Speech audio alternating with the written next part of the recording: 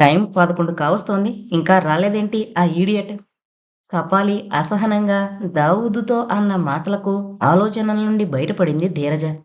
కనులు చికిలించుకుని చుట్టూ చూసింది.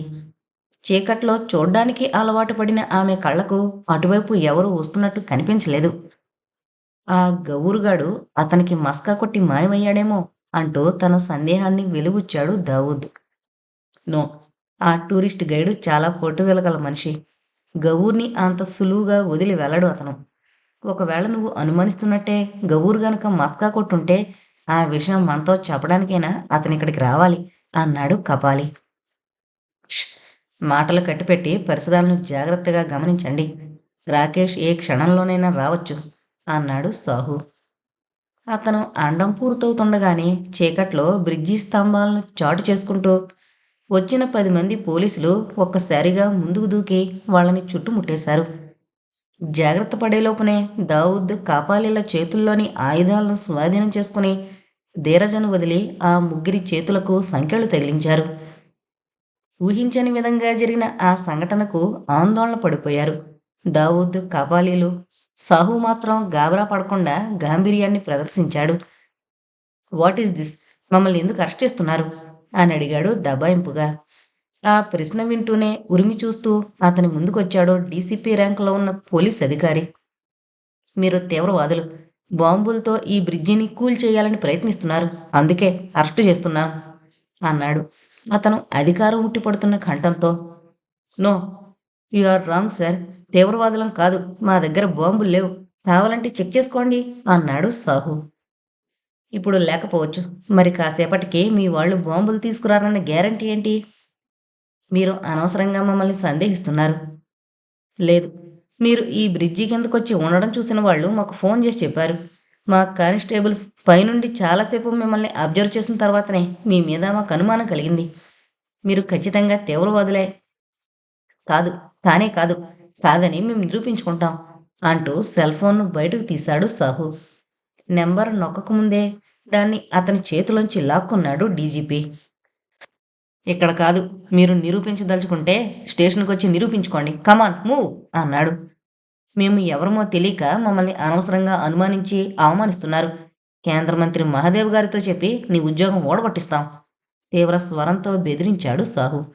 అంతే, వేగంగా కదిలి అతడి ముఖాన్ని తాకింది డీసీపీ పిడికిలి. ఫట్మంటూ వెలువడింది ఒక శబ్దం. అదిరిపోయింది సాహు ముఖం. దెబ్బ వెంబడే వెనక్కి తూలి కింద పడకుండా తనను తాను నిలదొక్కున్నాడతను. పెదాలు చిట్లి చిక్కటి రక్తం గెడ్డం మీదకి జారుతుండగా ఉక్రోషంగా చూశాడు డీసీపీ ముఖంలోకి. ఢిల్లీ పోలీసులంటే నీ బెదిరింపులకి లొంగేవాళ్ళు కాదురా బేవకూఫ్. కేంద్రం మంత్రితో కాదు, రాష్ట్రపతితో కంప్లైంట్ చేసినా నా డ్యూటీ చేయకుండా ఆగను. నీ దిక్కున చోట చెప్పుకో అంటూ హ్యాండ్ స్టిక్తో బలంగా బాదాడు అతని భుజం మీద. పట్ పట్టమంటూ వరుసగా పడ్డాయి అతని భుజం మీద 2 దెబ్బలు.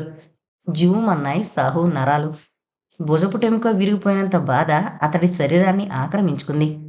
ఆ దృశ్యాన్ని గమనించి కిక్కురు మనకుండా ఉండిపోయారు దావూద్, కపాలీలు. సాహు ఒక ప్రొఫెషనల్ కిల్లర్ మాత్రమే. ఆవేశంతో హత్యలు చేసేవాడు కాదతను. పథకాలు వేసి ఎదుటివారి ప్రాణాలు తీయడంలో అందివేసిన చెయ్యతంది. ఆ సమయంలో ఆవేశంతో డీసీపీ మీద తిరగబడ్డం వల్ల ఎటువంటి ప్రయోజనం ఉండదని అతనికి తెలుసు. పోలీసులు అనుమానించనే కూడదు. అనుమానించడం అంటూ జరిగితే అనుమానితుల మాట అసలు వినిపించుకోరు వాళ్ళు. ఆ సంగతి బాగా తెలిసినవాడు కావడం వల్లనే స్టేషన్కి వెళ్ళిన తర్వాత ఢిల్లీలో తనకు తెలిసిన సేట్జీలను రప్పించాలని నిర్ణయించుకుని మౌనంగా ఉండిపోయాడు. మౌనంగా నిలబడి ఈ తతంగాన్నంతా శ్రద్ధగా గమనిస్తోన్న ధీరజ మనసు విపరీతమైన చికాకుతో నిండిపోయింది. పరిపరి విధాలుగా పరుగులు తీయడం ప్రారంభించాయి ఆమె ఆలోచనలు. రాకేష్ ఎందుకని రాలేదు? గౌర్ అతని చేతికి చిక్కకుండా మిస్ అయ్యాడా? లేక ఇక్కడికి రావడానికి భయపడ్డా? ఇప్పుడు ఏం చెయ్యాలి తను? సాహు బృందానికి తనకు ఎలాంటి సంబంధం లేదని చెబితే? అటువంటి ఆలోచన రాగానే డీసీపీతో అదే విషయాన్ని గురించి చెప్పింది ధీరజ. వీళ్ళు బలవంతంగా నన్ను బంధించి ఇక్కడికి తీసుకొచ్చారు సార్, కావాలంటే చూడండి నా చేతులు ఎలా కట్టేశారో అంది. గంభీరంగా తల పంకించాడు డీసీపీ. ఎస్, నీ మాటలు నేను నమ్ముతున్నాను. అయినా నువ్వు స్టేషన్కి వచ్చి కంప్లైంట్ రాసి ఇవ్వాల్సిందే అన్నాడు. అతడికి నచ్చజెప్పాలని విఫలమైంది ధీరజ. సాహు బృందంతో పాటు పోలీసు జిప్సీలో ఎక్కి కూర్చుంది. మొత్తం 2 జిప్సీలలో వచ్చారు పోలీసులు. రెండో దాంట్లో డీసీపీ ఎక్కి కూర్చోగానే అక్కడి నుంచి బయలుదేరాయి ఆ వాహనాలు. ఆపండి, జీప్ ఇక్కడ ఆపండి. అక్కడికి 2 కిలోమీటర్ల దూరంలో సిటీలోకి వెళ్లే మార్గంలో ఉన్న మరో బ్రిడ్జి మీదకి రాగానే డ్రైవర్స్ని ఉద్దేశించి ఆర్డర్ చేశాడు డీసీపీ. ఒకదాని వెనక ఒకటి ఆగిపోయాయి జిప్సీలు.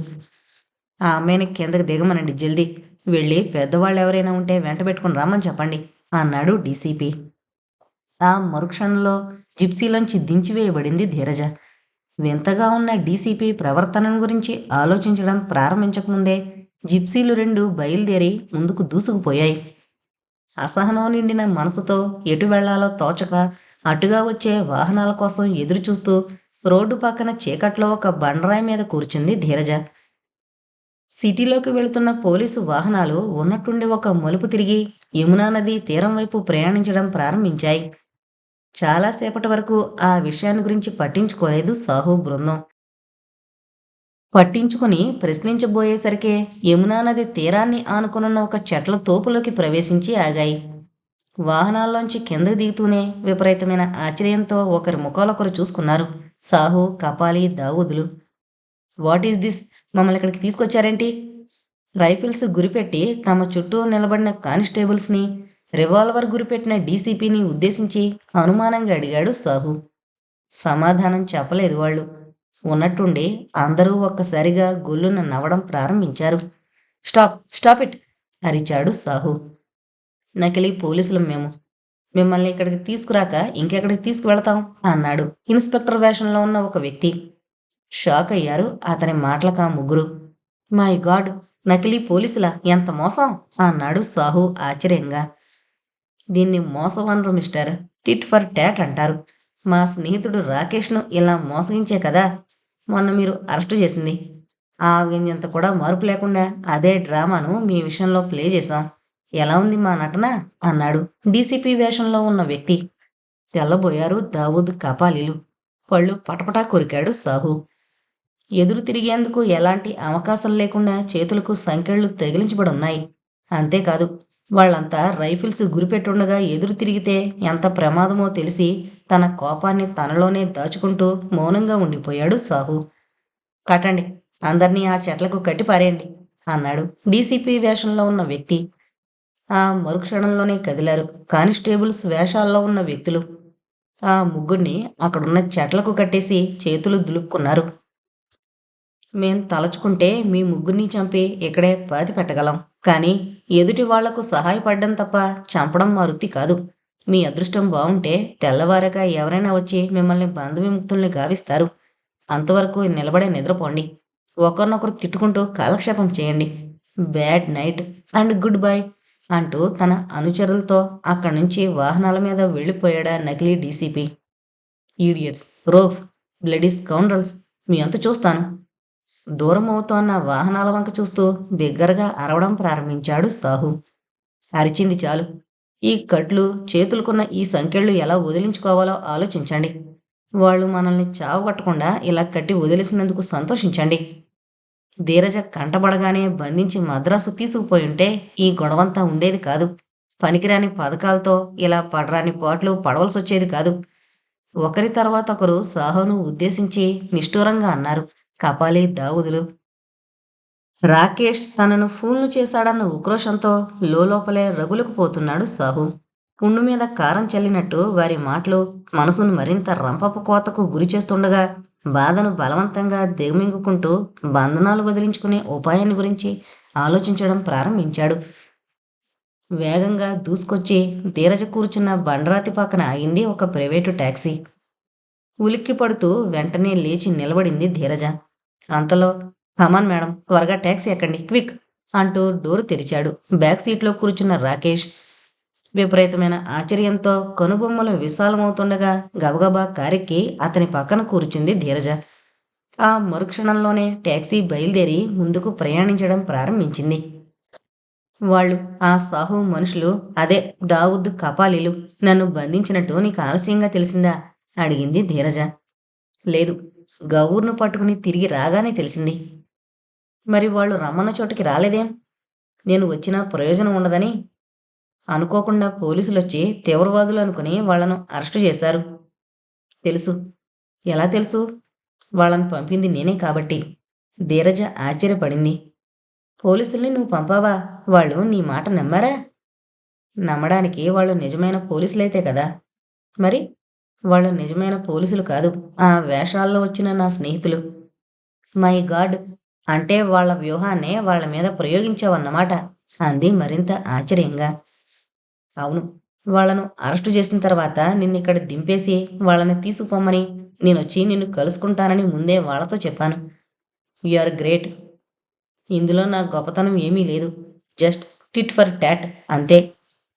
ఇంతకీ గౌరు విషయం ఏమైంది? లాకెట్ దొంగలించింది అతనే. ఇచ్చాడా? అది అతని దగ్గర లేదు. My God! మరెలా? అది ఎక్కడుందో చెప్పాడు గౌరు. అందుకే నీ లగేజ్ వెంట తెచ్చాను. మనం ఇటు నుండి ఇటే మద్రాసు వెళుతున్నాం. లాకెట్ ఉన్న చోటుకి మనం మద్రాసు వెళ్ళడానికి సంబంధం ఏమిటి? లాకెట్ ఇప్పుడు మద్రాసులోనే ఉంది. ఇక ఆశ్చర్యపడ్డానికి ఓపిక లేకపోయింది ధీరజ్కి. నా తల తిరిగిపోతుంది రాకి, వివరంగా చెప్పు అంది. జీవన్లాల్ అనబడే తన స్నేహితుడి దగ్గర లాకెట్టు తాకట్టు పెట్టి డబ్బు తీసుకున్నానని గౌరు చెప్పాడు. నా స్నేహితుల్ని ఇటు పంపి జీవన్లాల్కి డబ్బిచ్చి లాకెట్టు తీసుకురావాలని అతనింటికి వెళ్ళాను. ఈరోజు మధ్యాహ్నం ఫ్లైట్లో జీవన్లాల్ మద్రాసు వెళ్ళాడని, అక్కడ ఈ రాత్రి ఒక మ్యారేజ్ ఫంక్షన్కి అటెండ్ అయ్యి బిజినెస్ పని మీద ఒక వారం రోజులు మద్రాసులోనే ఉండొస్తాడని అతని తండ్రి చెప్పాడు. అందుకే అర్జెంటుగా మద్రాసు ప్రయాణం కట్టాను. ట్రావెలింగ్ ఏజెన్సీ వాళ్లను కాంటాక్ట్ చేసి ఎర్లీ మార్నింగ్ ఫ్లైట్లో మద్రాసు వెళ్ళడానికి 2 టికెట్స్ కూడా బుక్ చేశాను అని చెప్పాడు రాకేష్. ఇంకేమీ మాట్లాడలేదు ధీరజ. మద్రాసు ప్రయాణం అనగానే ఆమె మనసులో నాగేంద్ర రూపం స్పష్టంగా కదలడం ప్రారంభించింది. అనుకున్నట్టుగానే ఢిల్లీ నుండి ఫ్లైట్లో బయలుదేరి ఉదయం 6 గంటల సమయంలో మద్రాసు చేరుకున్నారు ఆ ఇద్దరు. అక్కడి నుంచే ఒక స్టార్ హోటల్లో డబుల్ రూమ్ బుక్ చేశాడు రాకేష్. అన్నట్టు నిన్ను ఒక సంగతి అడగడం మర్చిపోయాను రాకే, ఇప్పుడు గుర్తొచ్చింది నాకు. రూంలోకి ప్రవేశించగానే సోఫాలో కూలబడుతూ అంది ధీరజ. ఏంటది? రూమ్ బాయ్ తెచ్చిన లగేజ్ని అలమరాలో ఉంచుతూ అడిగాడు రాకేష్. జీవన్లాల్ కోసం మనం ఇంత దూరం వచ్చాం కదా, ఒకవేళ అతను లాకెట్ను ఢిల్లీలోని తమ ఇంట్లోనే వదిలుంటే ఏం చేస్తావు అంటూ బయటపెట్టింది తన మనసులోని సందేహం. చిన్నగా నవ్వాడు రాకేష్. అటువంటి సందేహం మీకంటే ముందే వచ్చింది నాకు. జీవన్లాల్ తండ్రిని అడిగి సందేహాన్ని అక్కడే నివృత్తి చేసుకునొచ్చాను. అంటే ఆ లాకెట్ జీవన్లాల్ దగ్గరే ఉందట. ఓల్డ్ మోడల్లో ఉన్న ఆ చైన్ జీవన్లాల్కి బాగా నచ్చడంతో దానిని బ్రాస్లెట్గా చేతికి ధరించాడట. అది సరే, ఇంతకీ ఆ జీవన్లాల్ ఎక్కడున్నాడో మనకెలా తెలుస్తుంది? అతను హాజరవడానికి వచ్చిన మ్యారేజ్ ఫంక్షన్ ఎక్కడ జరుగుతుందో వాళ్ళ నాన్నగారిని అడిగి తెలుసుకున్నాను. అక్కడికి వెళ్ళి ఎంక్వైరీ చేస్తే తెలుస్తుంది జీవన్లాల్ బస చేసిన హోటల్ గురించి. Excellent Rocky. నువ్వు టూరిస్ట్ గైడ్ కంటే పోలీస్ ఆఫీసర్పై ఉంటే ఇంకా బాగుండేది. నీలాంటి తెలివిగలవాడు సెక్రటరీగా దొరకడం నిజంగా నా అదృష్టం అంది. అంటూ ఉత్సాహాన్ని ఆపుకోలేక ముందుకు వెళ్ళి అతన్ని కౌగిలించుకోబోయింది. ఉలిక్కి పడుతూ వెనక్కి దూకాడు Rakesh. Madam, control yourself అంటూ హెచ్చరించాడు. ఆ హెచ్చరికతో నీరుగారిపోయింది ధీరజ. నీరసంగా నిట్టూరుస్తూ సోఫాలో కూలబడిపోయింది. నిన్ను చూస్తుంటే అప్పుడప్పుడు నాకు అనుమానం వస్తోంది రాకీ. ఏంటి అనుమానం? నువ్వసలు మగాడివేనా అని. ఎందుకొచ్చింది మీకు అనుమానం? అనుమానం కాక మరేంటి? నువ్వు మగాడివి అయితే ఇంత అందాన్ని ముందుంచుకుని గుడ్డివాళ్లా ప్రవర్తిస్తావా? నా అంతట నేను చేరవస్తే దూరంగా వెళ్ళిపోతావా? సారీ మేడం, మీ సందేహాలకు ఇప్పుడు సమాధానాలు చెప్పలేను. మరెప్పుడు చెబుతావు? చెబుతాను. సమయం వచ్చినప్పుడు తప్పకుండా సమాధానాలు చెబుతాను. ఎప్పుడొస్తుందో ఆ సమయం? మీరు అమెరికా నుండి ఇక్కడికి వచ్చిన పని పూర్తయినప్పుడు. ఆ తర్వాత ధీరజ ఇంకేమీ మాట్లాడలేదు. భారంగా నిట్టూర్చి మౌనంగా ఉండిపోయింది. మీరు స్నానం చేసి రెస్ట్ తీసుకోండి. నేను వెళ్ళి ఆ ఫంక్షన్ జరిగిన చోట జీవన్లాల్ అడ్రస్ కనుక్కుని వస్తాను. సరే, మధ్యాహ్నం నా కోసం ఎదురు చూడొద్దు. భోంచేసి రెస్ట్ తీసుకోండి. అలాగే. రాకేష్ మొహం కడుక్కొని అక్కడి నుంచి వెళ్ళిపోయాడు. అతడు వెళ్ళిన తర్వాత గబగబా స్నానం ముగించి డ్రెస్ చేంజ్ చేసుకుని సూట్ కేసు అడుగు నుండి ఒక కవర్ తీసింది ధీరజ. అమెరికాలో విమానం ఎక్కడానికి ముందు ఆ కవర్ ఆమె చేతికిచ్చాడు ఆమె పెంపుడు తండ్రి. మద్రాసు వెళ్ళిన తర్వాత ఈ కవర్ మీదున్న అడ్రస్ ప్రకారం వెళ్ళి నల్లముత్తు అన్న అతనికి ఈ కవర్ అందజేయి. అతను నాతో పాటే మీ ఫ్యాక్టరీలో సూపర్వైజర్గా పనిచేసేవాడు. చాలా సిన్సియర్ వర్కర్. మీ తండ్రి గారైన చంద్రశేఖర వర్మ గారికి అతనంటే చాలా ఇష్టం. అతను కూడా ఆయనను దేవుడి కంటే ఎక్కువగా భావించేవాడు. అతను ఇంకా మీ ఫ్యాక్టరీలోనే పనిచేస్తూ ఉంటే నీకేదైనా సాయం చేయొచ్చు అన్నాడు. ఆ లెటర్ తన దగ్గరుందన్న సంగతి రాకేష్కి కూడా చెప్పలేదామె. చెప్పకూడదని కాదు, చెప్పే సందర్భం రాలేదు. ఇప్పుడు ఆ సందర్భం వచ్చినా ఆ నల్లముత్తును కలుసుకోవడానికి అతను అభ్యంతరం చెబుతాడన్న ఉద్దేశంతో చెప్పలేదు. ఆ లెటర్ హ్యాండ్ బ్యాగ్లో పెట్టుకుని రూమ్ లాక్ చేసి ఆ కవర్ మీద అడ్రస్ ప్రకారం బయలుదేరింది ధీరజ. శాలిగ్రామంలో ఆ అడ్రస్